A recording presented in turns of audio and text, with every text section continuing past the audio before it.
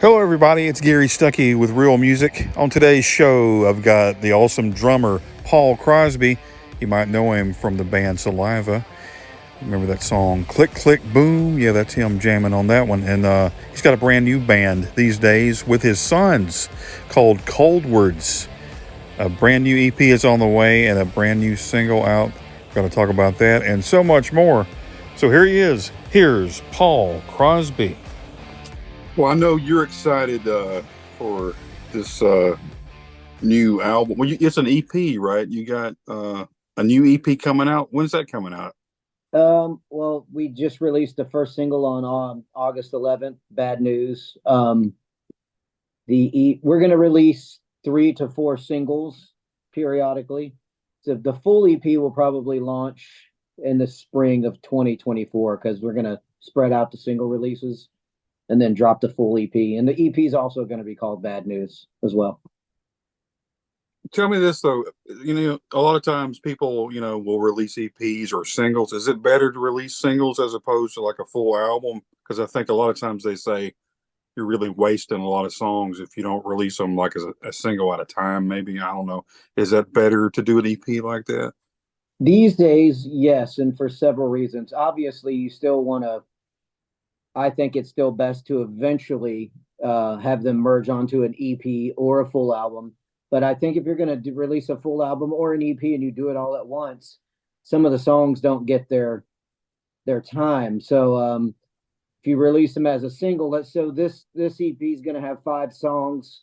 So if we release 4 singles and then on the 5th one we release the EP, all of those streams collectively go to the EP. It also helps with the algorithms on Spotify and Apple Music and all of that good stuff. So, the music industry is a lot different than it was when, I was younger. You just went and bought an album and you played it to death front to back until you got tired of it.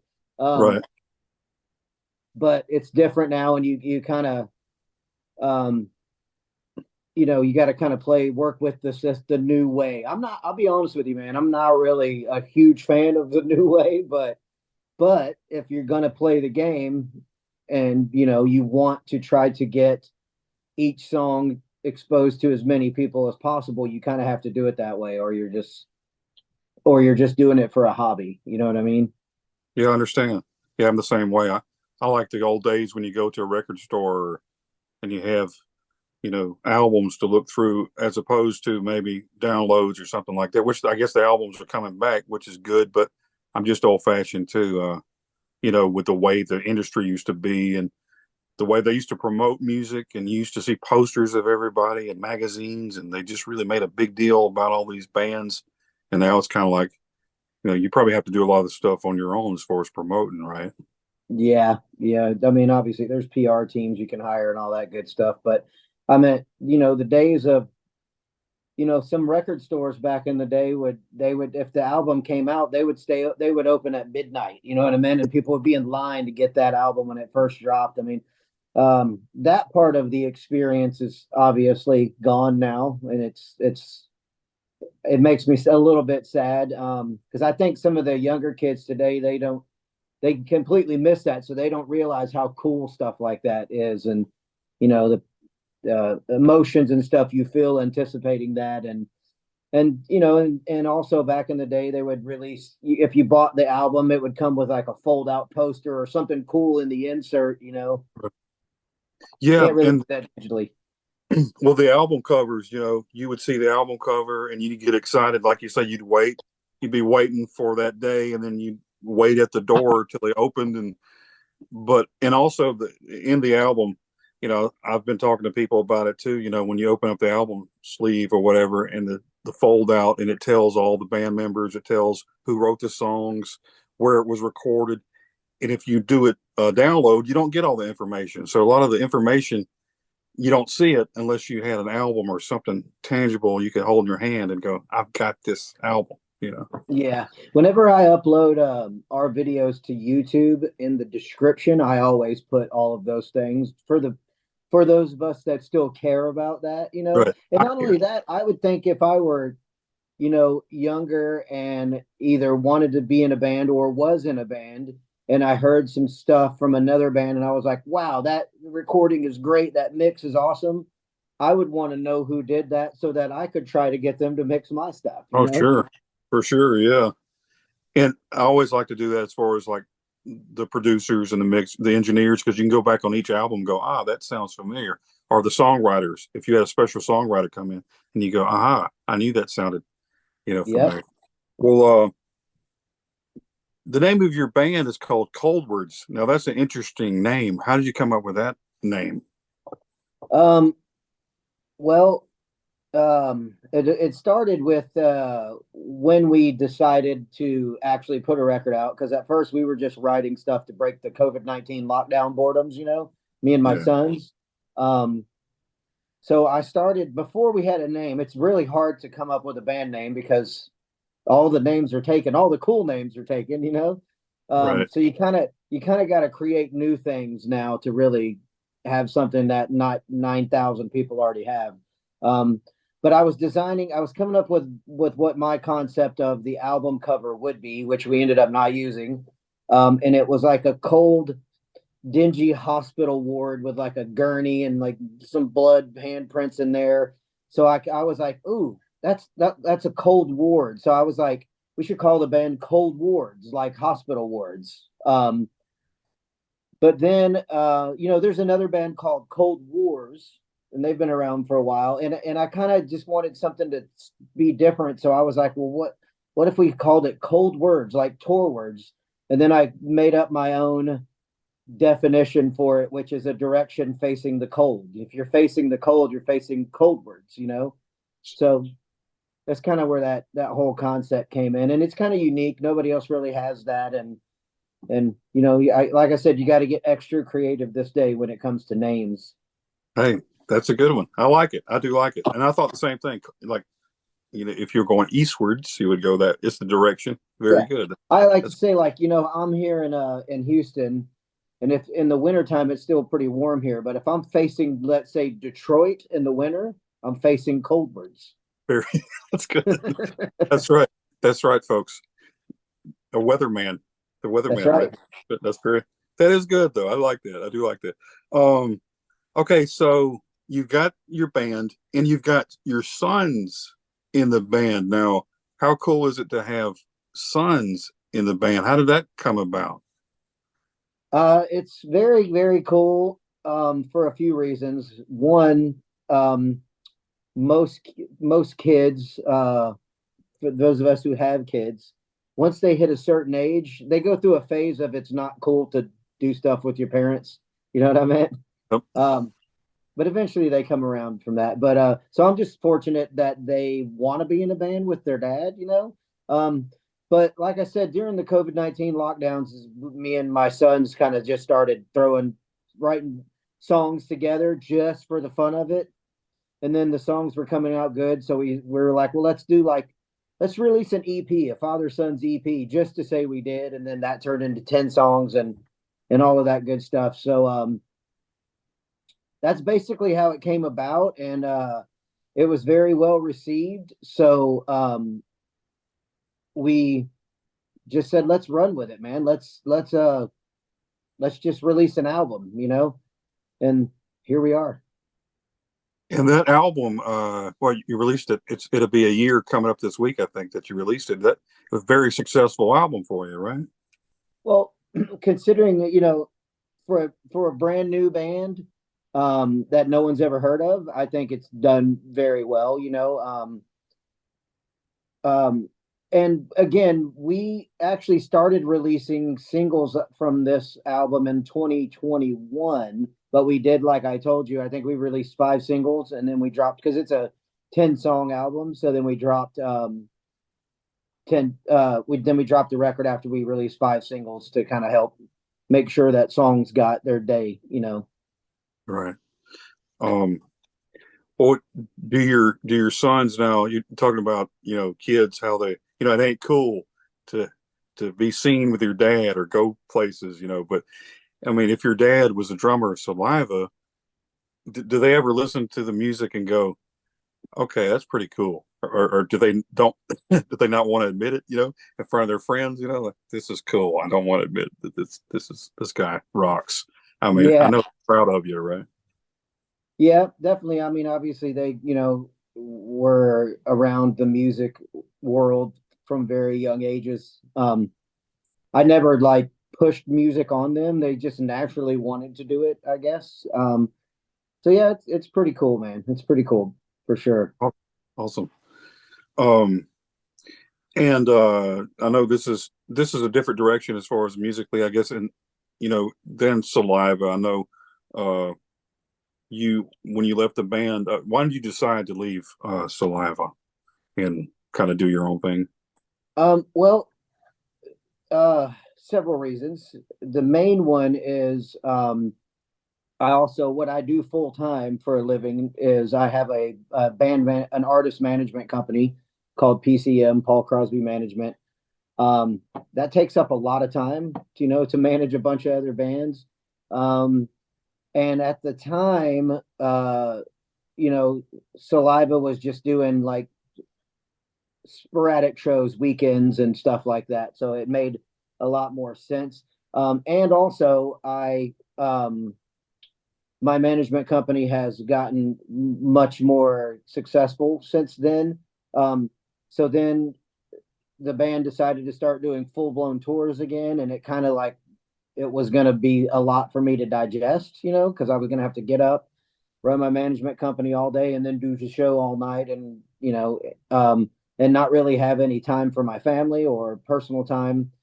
So that was one of the deciding factors. The other was um, it kind of like wasn't really fun for me anymore. You know what I meant?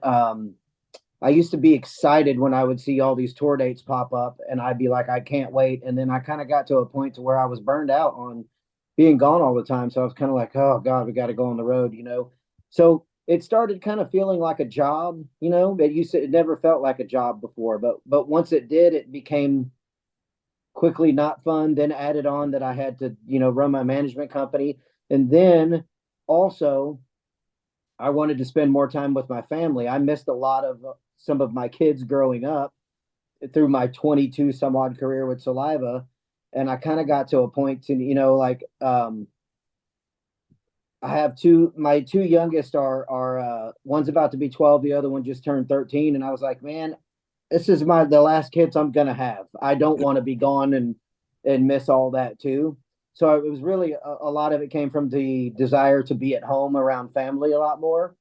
And then on top of that, the band with the boys, I was like, I can still be in a band. I can be in a band with my family. I could run my management company, still have a personal life, and still have family time. So it just kind of a bunch of circumstances all made sense, at one juncture. So I was like, this is what I'm going to do. That does make a lot of sense, and I'm glad it worked out for you. At least Yeah, you had your time in the band. That's a pretty good length of time in the band, and you're still on good terms with those guys, right? absolutely. They're all my buddies, man. I love them to death. And we chat from time to time, and no hard feelings anywhere. I'm happy for them. They're happy for me. So it's all good. That's awesome. That's the way it should be.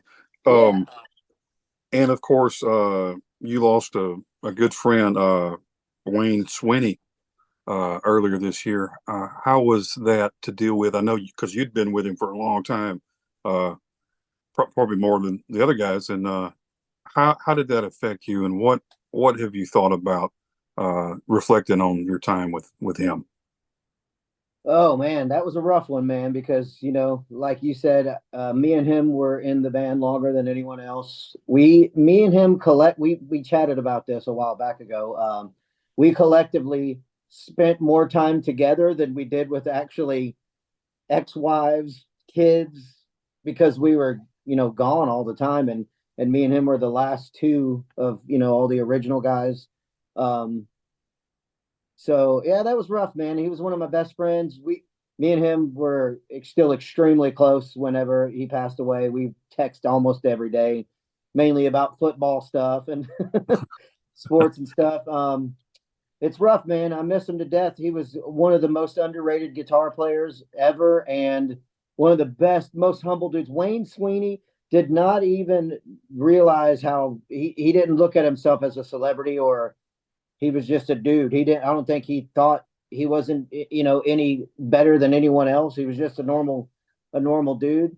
And actually, our next single from this EP is going to be called. It is called Flatline, and it's about Wayne. So after Bad News runs its course, we'll release that. So, but yeah, that one's about Wayne. It's pretty deep. I know that the fans will appreciate that. Your fans and Saliva fans and everybody will really appreciate that song. I'm looking forward to hearing that. Yeah. Well, your new single though, the Bad News, cool video. I was just watching that. Now, how did you come up with the idea for the video, and what's the song really about exactly? The song is initially my son Zach wrote the lyrics to that song, and his concept for the song was the reason why he wrote it was about somebody that he was in a former musical project with, and that person basically, I guess, always tried to take credit for everything and tried to make Zach feel like without him he wasn't anything, and it was all coming from him basically. But recently I asked Zach to, for press purposes, to give me like a paragraph of what the general public, the listening public, what the song is about for them. And he said, I'll read it to you. He said, "Bad news is about losing touch with someone you care about when they've become surrounded by people that change them for the worse and become blinded by loyalty to people that will never reciprocate it." Oh, wow. So, and as far as the video concept, I wanted actually, I always wanted to do, and I know some other bands, big bands, and back in the day have done this, and we don't have the budget for that kind of stuff, but I always wanted to do a video on top of a skyscraper. You know what I mean? So I was like, man, we live in Houston. It's the fourth largest city in the U.S. Let's do that. Then of course, you got to get permits. It was gonna just be a nightmare. So we did like the CGI thing, and then we couldn't get the CGI backgrounds for Houston, so we just used what we could get. But I mean, that was kind of my concept, was I want to do a video on top of a skyscraper. So since we couldn't do it for real, we just kind of mocked it up, Well, it worked. I mean, Yeah. I liked it. I mean, it looks nice. I'm just saying, but it captures that idea, though. Sad to say for me, I can relate to that song, but you talking about working with people, sometimes in bands, you do hear stories of people taking advantage of you, or you fight, or you're trying to work on a project, like you said, but that's got to be different when you're working with your sons, I mean, right? You can actually get along and and they know that you've got experience. They know that you're there to help them out. You're not going to do them wrong. So Right. that's got to be a reassuring thing for them, right? Absolutely. I mean, and they're amazing songwriters. So, and they've been playing music and recording themselves and stuff since they were little boys, but they've never done it professionally like I have. So they rely a lot on me and trust my opinion on the things that we should do to try to make it receivable for the music listening public. You can't just write songs that just you like, you know what I mean? So I've had to have a few talks and explain my side of why we shouldn't do something this way, or why this way doesn't work. And they said they trust my experience, and it's definitely much easier writing with my sons and stuff. So there's not a lot of bickering and not a lot of drama. Sure. And you could ground them if they don't listen. Right, that's right. You're Yeah. grounded, young man. Well, they're grown men, so, but I mean, I could threaten them. You could threaten them. Got to listen Right. to Dad. Listen to Dad. Well, I know that they listen to you in different projects, and they respect your wisdom there. But is there anything that you've learned from them, since they're like a younger, they're in the younger generation of hearing? They hear things differently. They do things, write things differently. They have a different perspective, which is good these days to have both sides. So what have you learned from them that you could say, hey, I didn't really know that, but appreciate that aspect or that Well, view? Yeah, the main thing is you know, they have a very good handle on what younger listeners, you know, are wanting to hear. They pay attention to what's hot out there. And, you know, they're a little bit more technical than like say Saliva as far as their writing. There's a lot more, you know, heavier riffs and stuff. So it actually is making me a better player because I'm having to like learn how to do more tight um, double bass kick patterns and stuff like that, and you know, Yeah. and go bigger than I did with Saliva. So um, it's kind of reinvigorated me. Like before, I didn't really, I was kind of burned out, and now I'm kind of like fired up again. You know, um, Wow. but I will say this: if I weren't in this band with them, I probably would. I don't really want to be in another band. You know what I mean? I'm kind of like at that phase of my, at least now. That could all change later, but for Yeah. now, that's the only band I want to be in. So if Saliva or anybody like that ever said, "Do you want to rejoin?" Would that ever be a consideration, or is that something you've already done? You don't want to do anymore? Oh, I mean, I don't ever rule anything out later on down the road. Like I said, man, you know, this is just where I'm at now. I could be somewhere else later, but for right now, this is where I'm at, you know. Yeah. And ain't that that's a good feeling? It sure beats the pressure of having to go on the road, having to, do things and be away from your family. And when you kind of have control of that, it kind of relieves some stress, right? When you don't have to do all the things you used to. I know. I mean, it probably puts a smile on your face, right? Absolutely. And you know, I needed some I needed time from to work on myself as well. You know, my anxiety was getting really bad, and I'd recently, so about I'm about 2 years and 6 months sober. Awesome. So you know, it was there was a lot of emotions going on too with being gone with Saliva and all that. I needed to step away from that world just to get a grip on myself and smooth things out, you know, mentally for myself, work on my mental health and stuff. Um, but I'm loving life, man. That's great, man. That's real good. Um, you know, it's a different band. Like you said, you're playing drums differently. How do you approach now coming into a new band? How do you work on the drum parts? I know you said you kind of kicked it up a notch and kind of added some double bass. And so how do you approach that? Do you do you come up with ideas and go, I think I'll add this, and how does it feel doing something new? Like you said, you were burnt out before. How does it feel though to sit there and try to create something? I guess like you've never really done before. That's got to be fun to come up I'll with that. say it's refreshing because, you know, with Saliva, for example, it's always kind of been the same kind of thing. Um, so I didn't really have to put too much thought into it because it was kind of the same format, you know. And with the boys, it's much more challenging for me, which I like because I feel like I'm learning again. You know what I mean? I'm learning new things and becoming a better player and all that good stuff. So it's very refreshing, man. So as far as recording, how do you decide, when you come together like to write songs? I guess what your sons are writing most of the lyrics, is that right? Or how does that work?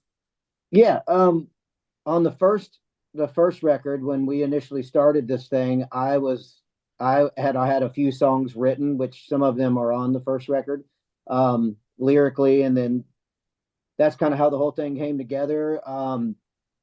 But right now, Zach does a lot of the lyric writing. Sean does some too. We all write. Sometimes I'll have a like on Bad News, the little keyboard intro. I'll have just like something like that. Send it to Sean. He'll take it, add guitars to it. We'll give it to Zach. He'll write lyrics. It works a bunch of different ways. Sometimes Zach has a basically fully written song. But we add me and Sean will add some stuff to it. Sometimes Sean has a written song. Sometimes I do, and sometimes one of us will have just a little snippet of something and send it to the others, and it just works, you know. We all just add our own little thing to it and it morphs into a song. Awesome. Now, I know that you grew up in Memphis, the Memphis area, right? So, for a lot of my adult life. Yeah. well, so I know your musical influences. There's so many in that area. Of course, Elvis. No, yeah. Uh, but what? Who are some of your influences when you were growing up, and how they get Well, you into music? well, first of all, Elvis is definitely I will just say I don't know about Elvis being an influence, but I'm definitely a huge Elvis fan. One of my daughters is named Presley Aaron Crosby, so that should tell you right there. There you But go. as far as when I was a kid, what made me want to um, play rock and heavy metal music, and who influenced me on drums, it was bands like Iron Maiden, Metallica, Slayer, Motley Crue. Like I'm a product of the '80s, so Yeah, I grew up in the '80s, and I would just put on Metallica. I meant was a huge, huge influence on me. In fact, before I heard the Master of Puppets album, I wasn't really into rock. I have four. I have three older brothers, and they were all into when I was little. They were all into rock and metal, and I never clicked onto it. I never liked it, but I was into skateboarding, and one of my friends put in the Metallica Master of Puppets cassette like the day it got released, and that changed everything for me. So yeah, I definitely would say I'm a huge Metallica fan from way back. But like I said, any of the good bands from the '80s were huge influences on me, and then even into the '90s, the grunge like Alice in Chains, Pearl Jam, Nirvana, and I'm still even to this day, even some of the newer bands, Falling in Reverse, I'm a huge fan of. My Chemical Romance, they were a huge influence on me. Um, just just a music lover in general. yeah, yeah. Me too. Same here. Yeah, I grew up in the '80s too, but that's it's cool though when you take all those influences and they come out and you're playing. Do you ever find yourself playing and you go, yeah, that sounds like, Van Halen or something. I mean, because I noticed that in a lot of people that grew up during those times, they may not know it, but you can definitely hear it in the music. Such a good time for music, though, right? Absolutely, the best times, and yeah, and it's definitely hard to not have some of your influences seep out, and it's 9 times out of 10 completely unintentional. Um, and even with Coldwards as a whole, you can definitely hear some of all of our influences in there, and we're not setting out to do that. It's just that's kind of what we were into, and kind of what influences us. So You're talking about the songs. You mentioned a couple about what the songs are about on the new EP, but are there other songs that you've written that are kind of reflective of your life and some of the stuff you've gone through? And is it easy to write when it comes to that? yeah, I mean, I would honestly say at least most of every Cold Word songs is about something one of us went through personally. All of our stuff is completely real and from the heart. Um, Even like to the next single that's going to come out, Flatline, it's about Wayne Swinny, and I mean, our lyrics are definitely all about stuff that we've gone through personally, but we try to adapt them to where anybody hearing the song can relate to it, and make it feel like it's also about what they've gone through. Right. And I guess that's what it's all about, especially when you're playing, if you're playing live, that's got to be uh, a great experience to play with your sons on stage, right? To Oh look yeah, around and see your sons jamming out to it's songs pretty that you epic. wrote together, right? It's pretty awesome, man. Yeah, uh I got pictures on my desktop from when we did we've done two shows so far. One of them was at a festival, open up for about 5 nationals. Um, and there's a couple of cool shots some people have sent me of just like me and my sons and stuff. It's great though. Everyone, all 5 people in this band are definitely, super important parts of this band. But as a father, it's super cool to see that. Yeah, I'm sure. But when you started playing drums, when you were younger, I guess. Yeah. How did it come to you? Did you play on pots and pans? Did you have a little rhythm you're playing on, beating on a desk or something at school? I mean, did you ever do that? And how did you know that you were going to be a drummer? Well, my speaking of pots and pans, I actually have a picture of my oldest son Sean when he was probably 8 months old, and it's him set me holding him with some spoons, beating on some pots and pans. So it's pretty cool to look at. But my parents adopted one of my brothers. He was probably, man, he had to have been around 12 or 13 at the time. He was older. And he was always air drumming. I looked up to him like for like really big time. And I thought he was the coolest thing since sliced bread, man. And he was always like air drumming and stuff, and I kind of started, doing that because of him air drumming. That's kind of what got my interest in, in drumming. So then I started asking my parents for, a drum set for Christmas and stuff. And it took me a couple of years of asking before they finally relented and got me a drum set. They would get me like instruments that you could control the volume on, like electric guitar, piano, keyboard, stuff that you could turn down. Finally, I wasn't giving up, so they had to relent and give me a drum set. I've been there myself playing. You forget though. You'll be playing in the middle of the night and you forget it's 2 o'clock in the morning. Yeah, Neighbors are like, "Shut up!" yeah, But that's part of it though. That had to be fun to grow up and be playing and having that joy of playing. How old were you when you really first got into like a band? What was your first band? Oh man. Well, I mean, when probably within a couple of years after I started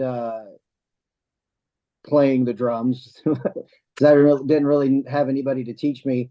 I had other friends that one played guitar. We'd get together in the bedroom and jam. In our heads, that was a band, but it really wasn't.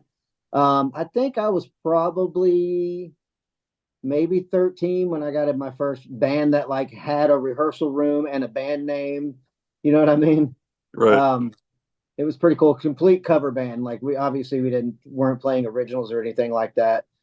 It was a blast though. We practiced in a mini storage, with the roll up door, and we didn't ever really that band didn't ever do like shows, but we would have like kind of get-togethers at the jam room, and 50 people, and we'd play. So it was kind of a show. That's kind of where it all started. Do any of those guys, you ever talk to any of those from back in the day and they see where you're at now and they're like, man, you've come a long way. Yeah, one of them I actually am still in touch with, and he actually a few years back, he lives in Florida now, and a few years back, he came to one of my shows. We reminisced about the old times. It was pretty cool. That's cool. That is cool. Wow. Um, Now, as far as your shows, what shows have you got lined up coming up soon that you can talk about?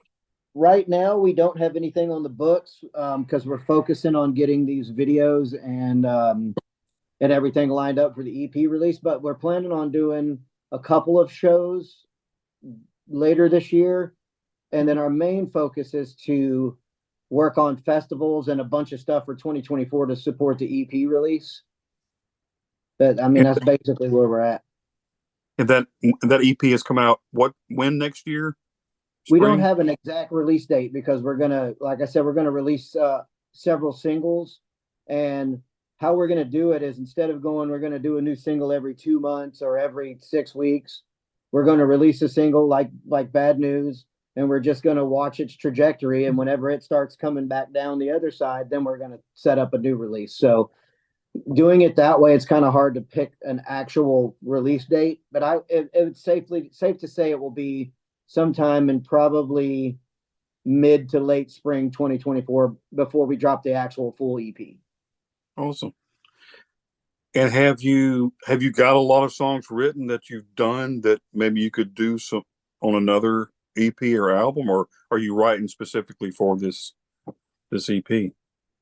No, we have probably two more EPs worth of stuff already written.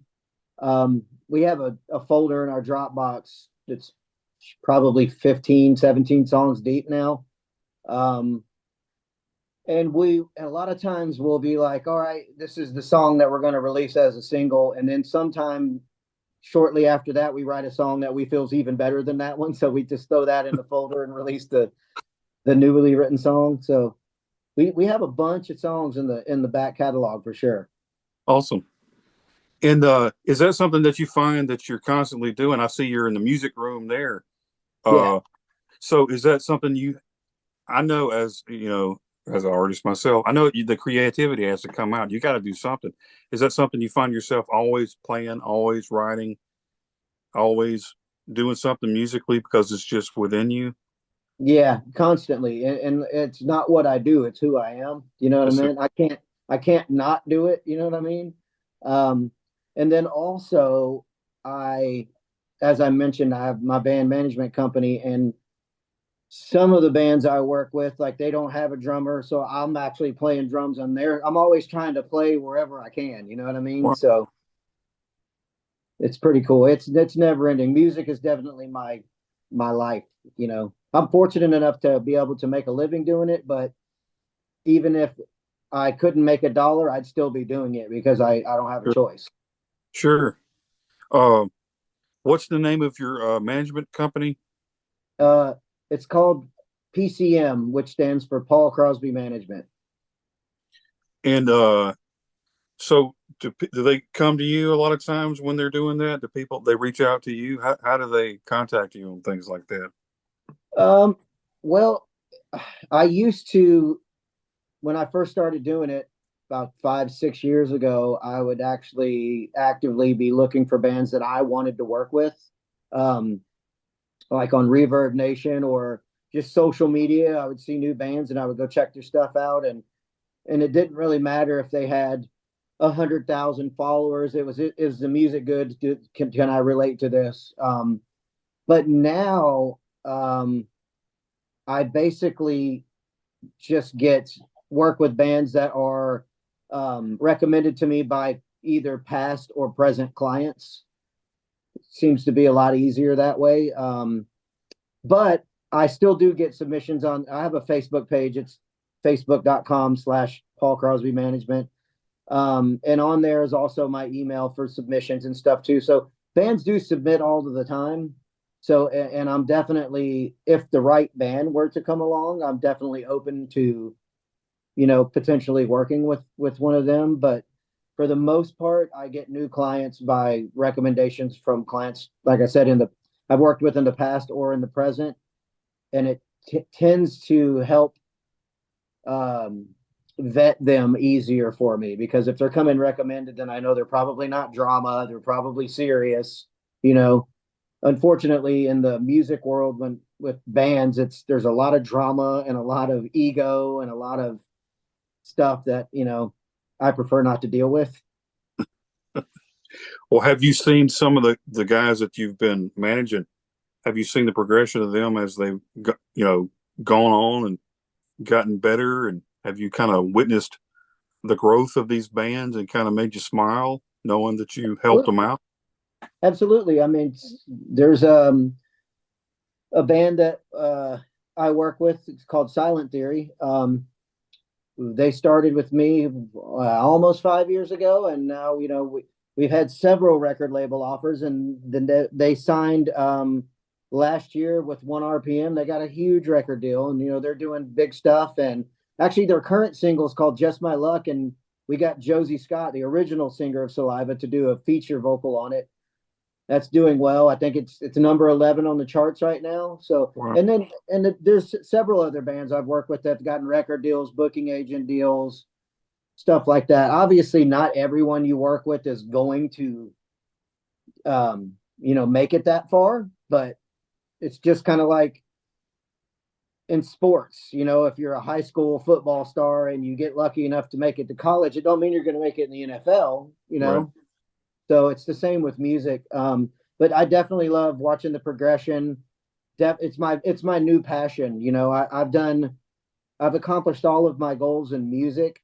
Well, now I have a new one. I want my band with my sons to blow up, but if not, whatever. Um, but my new passion is I want to be a successful band manager. I want some bands I work with to take off and I can go, I help to do that. Yeah.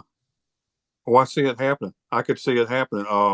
But that, when you have a lot of stuff going on, and that probably keeps you positive on every project that you do. When you got 20 something years in Saliva, you're working with your sons, you're managing.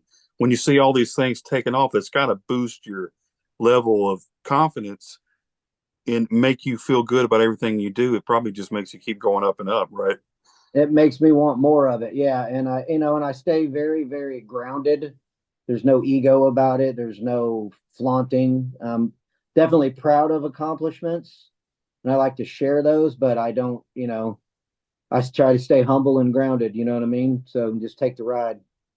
Well, that's what keeps you successful, I believe. And well, tell everybody how they can reach you as far as the band and everything like that, the website. We have, first of all, the band name, even though it's Coldwards, it's spelled Coldwards, and we have coldwards.com, we have facebook.com/coldwards, Instagram at coldwards music. If you go to our website, coldwards.com, it also has the tabs where you can click and find us on any social media. Our YouTube channel, check that out. I think we now have 6 videos on there, 5 singles from the last record, and then the current single, Bad News. Pretty easy to find, man. We're the only Coldwards out there, so at this point. Oh, awesome. Well, I appreciate you talking with me today, and great music, man. I mean, it really is. And so cool that you're working with your sons. You're sober. You're having a great time managing, and it looks like you're going to keep doing it. And I'm proud of you. And thanks for talking to me today. Appreciate it, man. Thank you for having me. It means a lot. All righty. Well, you have a good day. You too, brother. Thanks for listening, everybody, to another episode of Real Music. I appreciate you. If you'd like to donate to this podcast, you can do so by clicking on the donate button. You can leave comments or questions. You can record your comments anytime on the app, and I appreciate those. And until next time, always remember to keep the music real.